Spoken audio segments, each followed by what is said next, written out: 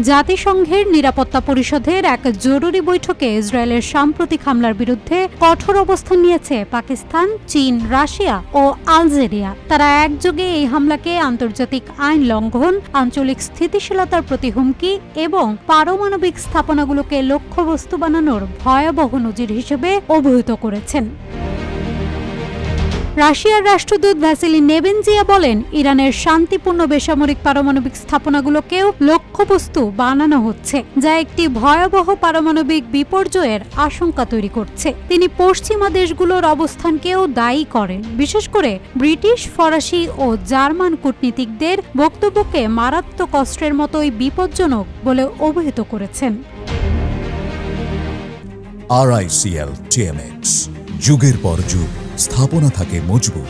চীনের রাষ্ট্রদূত ফু কং বলেন, ইসরায়েলের এই হামলা আন্তর্জাতিক আইন ও সম্পর্কের নীতিমালার লঙ্ঘন এবং ইরানের সার্বভৌমত্বের স্পষ্ট অবমাননা। তিনি সতর্ক করেন, এ ধরনের আক্রমণ একটি বিপজ্জনক নজির তৈরি করেছে, যার ভয়াবহ পরিণতি হতে পারে গোটা অঞ্চলের জন্য।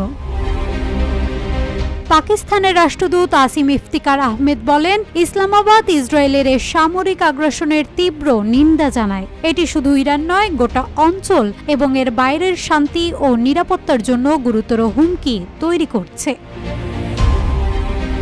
জাতিসংঘের নিরাপত্তা পরিষদের এই বৈঠক মূলত পাকিস্তান, চীন, রাশিয়া ও আলজেরিয়ার অনুরোধেই আহ্বান করা হয়। বৈঠকে উঠে আসে আশঙ্কা, এই হামলার মধ্য দিয়ে পারমাণবিক স্থাপনায় আঘাত হানার একটি ভয়ঙ্কর নজির তৈরি হয়েছে, যা ভবিষ্যতে আন্তর্জাতিক নিরাপত্তার জন্য দীর্ঘমেয়াদী হুমকি হয়ে দাঁড়াতে পারে।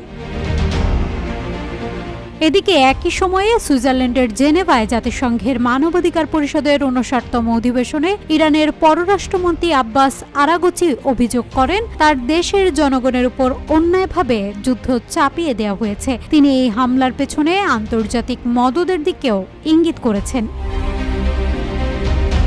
বিশ্লেষকদের মতে সাম্প্রতিক এই ঘটনা মধ্যপ্রাচ্যে উত্তেজনার মাত্রা আরও বাড়িয়ে দিয়েছে। বিশ্বের বড় শক্তিগুলো যখন ভিন্ন ভিন্ন অবস্থান নেয়, তখন কূটনৈতিক সমাধানের পথ কঠিন হয়ে পড়ে, এমনটাই আশঙ্কা করছেন আন্তর্জাতিক কূটনীতিকরা।